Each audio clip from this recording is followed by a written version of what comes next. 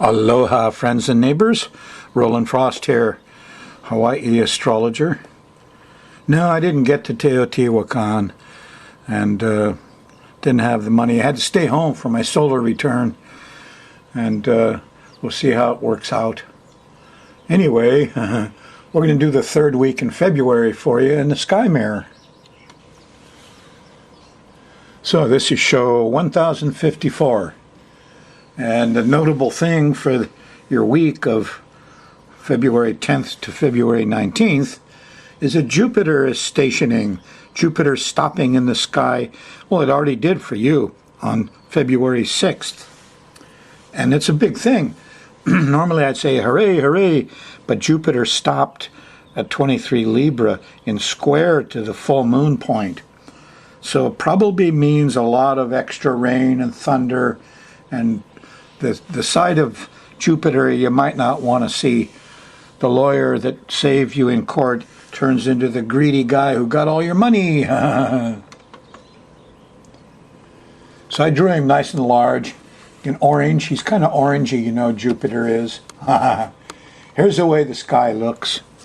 And Jupiter is, the sun is trining him, you know, and Uranus is still opposing him, and Saturn sextiling. But you know, basically he's still opposing Uranus. And a lot of people are beating up on Uranus, which is kind of everyman. So Jupiter, you know, is pretty questionable right now. Mr. Trump, you know, is not a lawyer, thank heavens. Anyway, let's see, I got some notes here. I better do those first. On February 8th, the moon returns to the full moon at 22 Cancer. So on February 8th, which is, well, if you're on a Thursday show, that was yesterday. The moon returned to the full moon and squared Jupiter just as it's stationed. So this is likely to be the time when you overdo things was yesterday. The next full moon is at 22 Leo on Friday, the 10th. It sextiles Jupiter, and all the bad rich guys are beating up on environmentalists and homeless, and Jupiter's going to turn good. Yes, because that full moon sextiles Jupiter, and the lawyers turn around, the rich guys turn around and say, wait a minute, some rain would be good. And we can help. And maybe these rich guys will, you know, do something with all their money besides lick their chops. So anyway, it's a nice full moon. Sextiles Jupiter, trines Saturn, trines Uranus. Politicians make deals with environmentalists, I hope. They're starting to ask Trump about global warming. I don't see any answers yet, but we'll see. I still got some hope. So we're going to run the moon around the edge here of this planetary pattern and give you a heads up on what's coming your way so that you can best optimize your life. It's kind of like a super good weather report, huh? And here on Friday, the moon is in Leo. It sextiles the full moon and Jupiter and Saturn right in the middle of Friday. It's a full moon, you know, that's when it happens. Here's the opposition to the sun. So it still is, you know, even though it seems to be very well balanced and sane and helpful, and a lot of people could get together on this, there's still some caution. It's a full moon, you know, so I wouldn't go out celebrating and overdoing it on Friday. I'd be a little bit cautious. On Saturday, the moon shifts into Virgo, starts right here, a mutable earth sign, goes by the north node between breakfast and lunch, and there's a lot of nurturing around, yeah?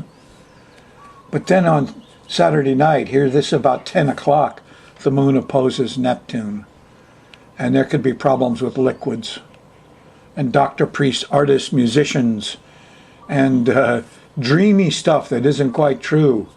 Did you get fooled again? Sunday you'll find out more. Because in Sunday afternoon, here's a nice trine to Pluto. The moon in Virgo trines Pluto in Capricorn. They're both earth signs. And some discovery happens. Sunday is the time to do it. Turn on the Discovery Channel or the National Geographic or YouTube, Graham Hancock. Look for some serious discussions about new stuff Sunday.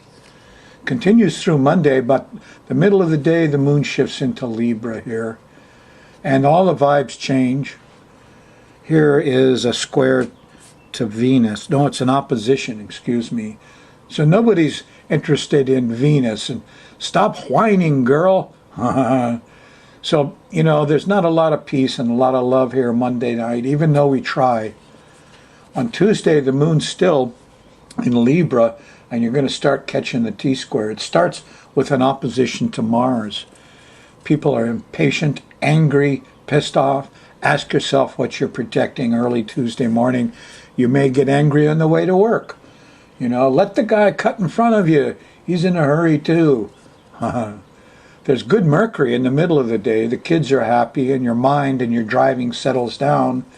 But it goes into crisis Tuesday night when the moon squares Pluto about 10 o'clock or so. And you start to feel that, I can't sleep, something's going to happen. A sense of foreboding, Tuesday night. And sure enough, here on Wednesday, the moon hits Jupiter and opposes Uranus. And what's that, a whole bunch of tornadoes? A flood? Anyway, your mind is on this thing, and from Tuesday afternoon through Wednesday, at least in the first half of the day, we appear to be overdoing it all. When the moon hits Jupiter, you could have lightning flashes of good sense, I hope. I hope. There could be some generosity here and some wisdom in an earthly way. I hope Mr. Trump clears his mind about global warming. Here's the sextile to Saturn, and good sense comes along and says, let's do something about this. And here's the trine to the Sun. So this is a time to make a plan here in the middle of Wednesday. Solid plans, time and money. Get the job done, yeah? Wednesday night after dinner, the moon shifts into Scorpio. The vibes change again. We get a little more dreamy. Here in the middle of Thursday, there's a trine to Neptune. Inspiration, dreaminess. You know, I've been having some weird dreams, I'll tell you. Here's a square to Mercury, though, Friday morning. Now, this is real early. This is 2, 3, 4 o'clock in the morning. Trouble getting around and communicating and thinking even. But it straightens right out here about breakfast time when the moon sextiles Pluto and we get information and power and control. Yeah, it's in Scorpio, the moon, so it's Pluto's sign, huh? Pluto rules Scorpio. So you could be powerful and get a lot of things discovered. Pluto is Sherlock Holmes on Friday. Saturday, just after breakfast, the moon squares the sun, and you won't get much done Saturday, so, you know, lower your ambitions. Take Saturday off. That's a good idea. As you go through the moon in Sagittarius, here's a square to Neptune. Sunday about breakfast, bad smells, confusion, delusion. And poor Venus, she's caught in the middle of it. Venus is very close to having trouble. No, wait a minute. That's a trine.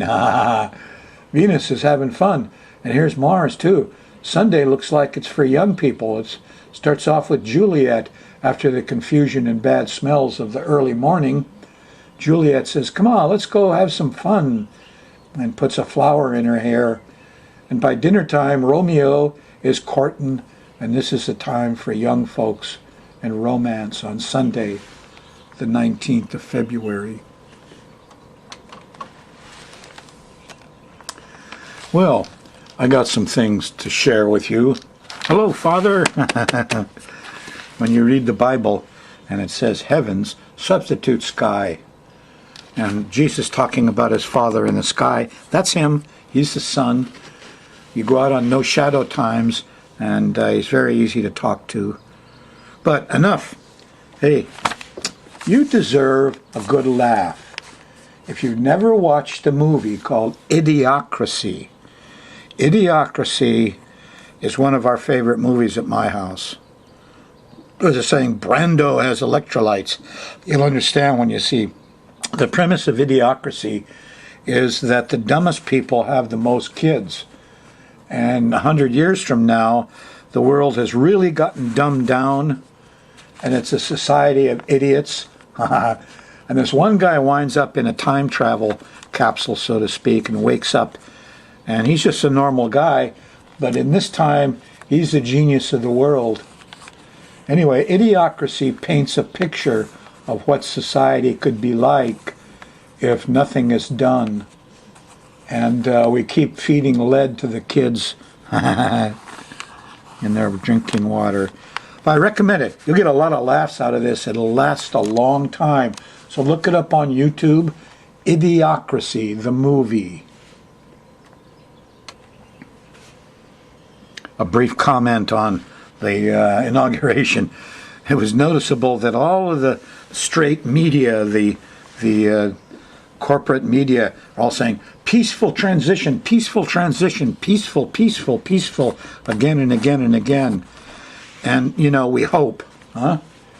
And their Trump is trumpeting law and order. But what happened was millions of ladies and children and grandmothers came out, and they were peaceful. You know, not since Woodstock have millions of people been crowded into such small places with no pushing and no fights and no anger, and the ladies did it. There was a couple of comments that said it was wonderful to be there with 1 million females. You felt protected and safe. So they were worried that the anarchists were going to come out and break windows and burn cars. Big deal. But they did get the peacefulness. It just didn't come because of the transition. It was a protest.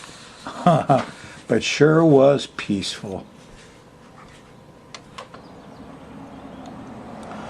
Some folks asked me about flowers that feed the bees that a wonderful environmental organization sent to me. Which flowers were they? So I thought I'd give you a heads up. A mixture of annual and perennial flowers provide nectar and pollen to wild bees. We really need that. Seriously need it.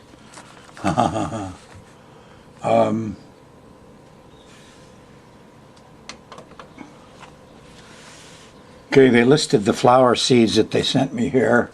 Here they are. Chinese forget-me-not. Siberian wallflower. California poppy. Purple coneflowers. Single mixed China aster. Corn poppy. Lance-leaved coreopsis. Blue flax, baby blue eyes, globe gila, Indian blanket, tidy tips, plains coreopsis, tall white sweet alyssum, lavender, high sap, fleabane daisy, forget-me-not, New England aster, and bergamot. Well, that's what they came up to. Anything bees like. Wildflowers, weeds. You don't got to Roundup them. You want to use them to feed the bees. We need the bees for our food, for crying out loud.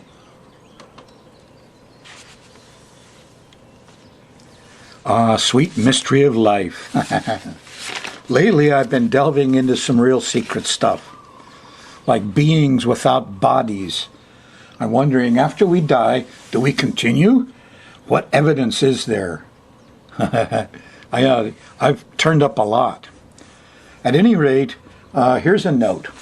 This is about the elephant in the room and the nature of reality. So, you know, I tried to turn some of you folks onto it. Get your app, and try it out. But I can leave the house, which starts a chart, and of that excursion.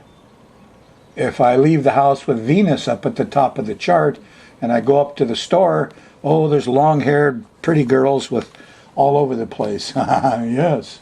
The planets dance away. Venus is easy to spot. But the thing is, what am I doing here? Am I affecting reality? It looks like I am. It looks like I can actually change it. Of course, this is a definition of magic. Magic is you start a chart, and if you start the right chart at the right time, wow. If all the people in Egypt got together to make a prayer to Father when the Great Pyramid and all of their obelisks signal the equinox, wow, what a powerful thing that is. And that's what those obelisks and pyramids did, amongst other things. Yeah, they would switch. This was in shade, this was in sun. Bang, they switched over. For a couple of minutes, the switching happened. It was the equinox. Millions of people could see this. Starting a chart. Is it magic? Well, whatever it is, it works. Yeah, I don't understand it exactly, but it works. And I'm a scientist. What is the nature of reality? The other thing that's kind of mind-boggling is it was in the S training. In the S training, they gave you a whole bunch of little tools that were all mind-boggling. Werner Erhard, he took things from, a lot of it from Scientology and other consciousness trainings. But the one that really struck me was the exercise of creating a parking space. Yes, you create, that's what they called it, a parking space. You go out and you get in your car, you're going to go up to the store, and you know it's crowded. So just for a second, you picture in your mind, picturing, when you get there, this car right here in this parking space pulls out and you pull right in. And then you start the car and you go start on the trip and you forget it. And when you get there, son of a gun, a car pulls right out of that parking place as you get there and you pull right in. You successfully created a parking space. Amazing. The other day I had this heavy dream about cutting grass. Yeah, and there was a little fence there, and we were talking about how do you cut the grass up next to the fence and stuff. That day I got inspired and wrote a letter to the editor about trimming the grass, the weeds, and not using Roundup. So I had the dream about cutting grass, and then bang, out of the clear blue, I wrote the letter to the editor. So I created a parking space. I had a dream that prophesized what I was going to do later. I create whole charts. The people and things show up when I leave the house on the right chart.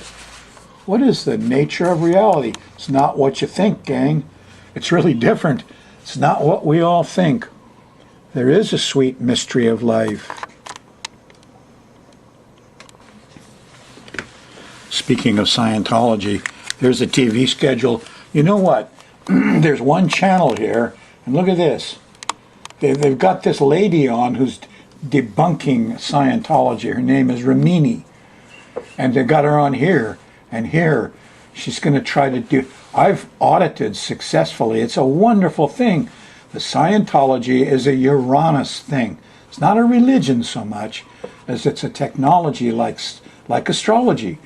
But here they've devoted all this time. All this channel can do, it seems, is try to bring down astrology. Just A&E, boo, evil. Remember Jupiter attacking Uranus? Well, here's a good example. These guys are trying to put down a really great science they know nothing about. I don't understand it. Well, here, look at it. Cult of Mary. Cult? The sun and the moon, father and mother. It's no cult. Mary is the moon, you idiots. The story of God. Here's this guy going to tell us all about God. Uh-oh. Apocalypse. And Star Talk. Here's a black astronomer making himself famous. Never use the word astrology. Oh no, I'm famous. Just like this character here. So they sneak up on you. These Jupiter people, laughing, bringing down some of the best of the high mental sciences.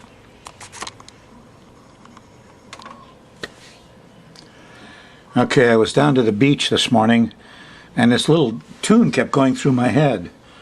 This is a little thing that kids used to sing when I was small. Ring around the rosy, pockets full of posies, ashes, ashes, all fall down.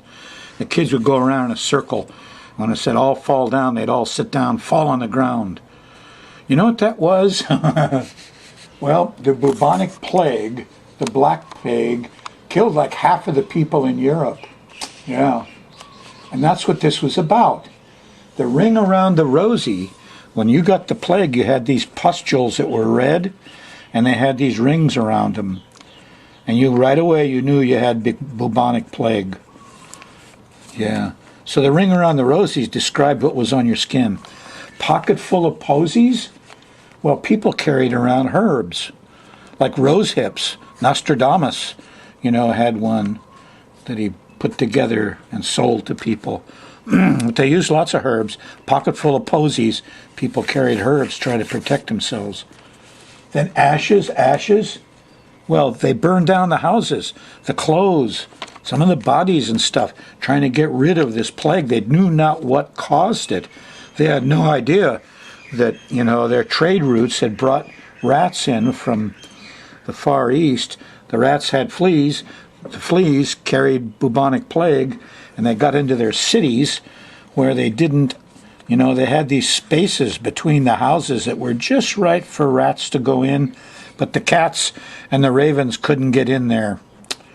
And so the rats had a field day, and, that's what killed half the people in Europe, is their building codes and stuff, and superstitions about cats. Ring around the rosy, pocket full of posies, ashes, all fall down. Everybody died. It's pretty sad. It's a commentary on our modern times. Excuse me, I've got a Master of Science in Public Health. And the Spanish flu? Those soldiers came back from the war in Europe, and it killed 2 million people. Very famous epidemic. Yeah, I studied epidemics when I took my master's degree in the School of Public Health. And, the epidemics are what kills the soldiers, not the bullets. And then later in my own life, I go through the PTSD epidemic. I don't know how many people it's killed, but our society doesn't recognize this. They didn't recognize Spanish flu. We have a medical system, quote, it's not really a medical system. People pushing drugs, and so, we still haven't recognized that PTSD is a virus. It is. It's just like claustrophobia with extra horror and killingness in it. They don't know what claustrophobia is either. Call themselves, oh, I'm so special, I'm a doctor, the worst are the psychiatrists, the worst Neptune, the most evil, who pretend to know it all and know nothing. And what do? Our response? Yeah, we give money to train more MDs. The John Burns School of Doctoring, they took away the School of Public Health at UH, a great institution. They stopped it. You need public health people to study epidemics and stuff. Otherwise, you're going to be in hysterics all the time because nobody knows what's going on. And the doctors are just going to give you pills, and they only treat symptoms, not causes. It's the public health people that find the causes. But even then, when you find a cause and you try to talk to people like about PTSD, oh no, it can't be a virus. It can't be an epidemic. All these suicides in the war zone coming back into our country. No different than the Spanish flu.